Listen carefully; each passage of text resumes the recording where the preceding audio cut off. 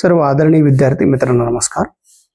Maharashtra set परीक्षा paper क्रमांक 1 unit 9 पर्यावरण या घटकात येणारे 100 महत्त्वाचे कन्सेप्ट आपण बघत आहोत. आतापर्यंत मी तुम्हाला 43 कन्सेप्ट सांगितलेले आहे. आता पुढचा कन्सेप्ट बघूया. पुढचा कन्सेप्ट आहे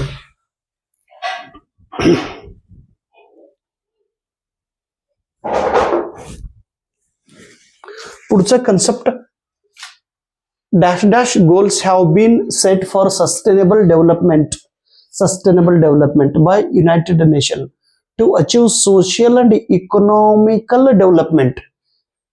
युनायटेड नेशन्स यांनी सस्टेनेबल डेव्हलपमेंट सांगितलेले आहे. तर सस्टेनेबल डेव्हलपमेंट्स किती आहे? तर 17 सस्टेनेबल डेव्हलपमेंट्स गोल्स आहे. 17. मग ते 17 कोणकोणते आहेत त्याच्यावरती एक व्हिडिओ ह्या अगोदर घेतलेले आहेत. ते व्हिडिओ व्यवस्थित बघा. इथे फक्त 17 गोल्स आहेत सस्टेनेबल डेव्हलपमेंट मध्ये. त्याच्यानंतर temperature 212 Fahrenheit is equal to 100 Celsius. म्हणजे टेम्परेचर मोजण्यासाठी 2 माध्यम आहे. एक फॅरनहाइट मध्ये सुद्धा मोजतो आणि सेल्सिअस मध्ये. 212 फॅरनहाइट ह्याचा अर्थ 100 सेल्सिअस. आता इथं excessive amount of mercury in drinking water associated with certain types of industrial pollution have been shown to cause Hobson's disease. पाण्यात जर मर्क्युरीचं प्रमाण वाढलं आणि तसं पाणी जर आपण पिलो तर हॉब्सॉन्स डिसीज तयार होतात. There are number of acts in India to protect and control of pollution. The act is known as Comprehensive Act and it is also known as Umbrella Act. कोणत्या ऍक्टला? भारत देशात पर्यावरण संरक्षण करण्यासाठी भारत देशाने अनेक कायदा निर्माण केलेत. एअर ऍक्ट आहे, एअर म्हणजे साऊंड पोल्युशन ऍक्ट आहे, पर्यावरण अनेक म्हणजे वॉटर ऍक्ट आहे, सॉइल ऍक्ट आहे. मग सगळं ऍक्ट जो आहे त्याच्यात महत्वाचा ऍक्ट आणि त्याला अंब्रेला ऍक्ट असं म्हणतो. एका छत्राखाली असलेले ऍक्ट कोणतं आहे? तर एन्व्हायरमेंट प्रोटेक्शन ऍक्ट 1986 पर्यावरण संरक्षण कायदा. To regulate and control the transboundary movement of hazardous waste is also known as Basel convention. Basel convention किंवा बेसल परिषद कशा संबंधित आहे? तर जे वेस्ट आहे, वेस्ट मध्ये जे हजार्डस वेस्ट किंवा नॉन हजार्डस वेस्ट त्याच्यामध्ये त्यांनी विभागणी केलेले आहे आणि त्याचा नियम आणि रेग्युलेशन सांगितलेले आहे. कशामध्ये? बेसल कन्व्हेन्शन मध्ये. आता Atlantic ocean, the ocean lying between Europe and Africa to the east and the north and south America to the west is Atlantic Ocean. तुम्ही जगाचा नकाशा बघा. त्या जगाच्या नकाशामध्ये अटलांटिक महासागर कुठे आहे ते विचारलं त्याने.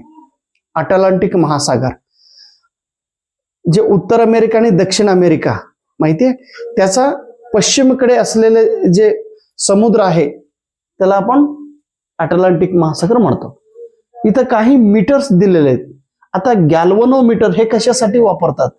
गॅल्व्हनोमीटर हे स्मॉल इलेक्ट्रिक करंट मेजरमेंट करण्यासाठी एक गॅल्व्हनोमीटर वापरतात. हे करंट किती आहे? आता एक्सपेरिमेंट करत असताना, छोटे छोटे प्रयोग करत असताना त्याच्यामध्ये करंट किती आहे, स्मॉल करंट मेजरमेंट करण्यासाठी त्याचा वापर होतो, स्मॉल इलेक्ट्रिक करंट. आता ऑक्झॅनोमीटर हे कशा संबंधित आहे? Measuring the linear growth of plant. एक प्लांटचा वाढ कसं झालेलं आहे त्याच्या संबंधित हे आहे. प्लांटचा मेजरमेंट आणि ते लाइनियर ग्रोथ त्या संबंधित ऑक्झॅनोमीटर आहे. आता बॅरोमीटर कशा संबंधित आहे? Atmospheric pressure. ऍटमॉस्फेअर मध्ये दाब किती आहे, प्रेशर किती आहे ते मोजण्यासाठी बॅरोमीटरचा वापर होतो. त्याच्यानंतर लॅक्टोमीटर हे तुम्हाला सगळ्यांना माहिती आहे.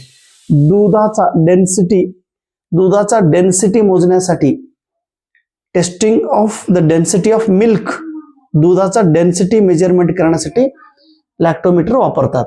आता ozone layer is outer atmosphere protect us from.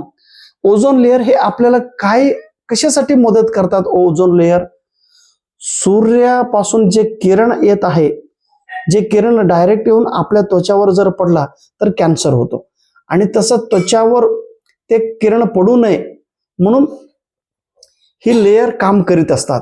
आणि अल्ट्रा व्हायलेट जे रेज आहे, UNC आणि UNB, हे जे सूर्यापासून येणारे जे काय अतिनील किरण जे आहे, अल्ट्रा व्हायलेट रेज, त्याला UVC, ultra violet rays C and ultra violet rays B, या रेजचा कंट्रोल करण्यासाठी, त्याला अडवण्यासाठी ओझोन लेयर काम करीत असतो.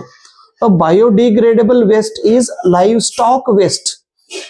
बायोडिग्रेडेबल म्हणजे बायोलॉजिकल आणि डिग्रेडेबल वेस्ट, जे कचरा आपण मातीत टाकलो तर काही दिवसानंतर तो कचरा पूर्ण त्या मातीत मिक्सिंग होतो, म्हणजे मातीत तो मिसळतो, अशाला बायोडिग्रेडेबल वेस्ट म्हणतात.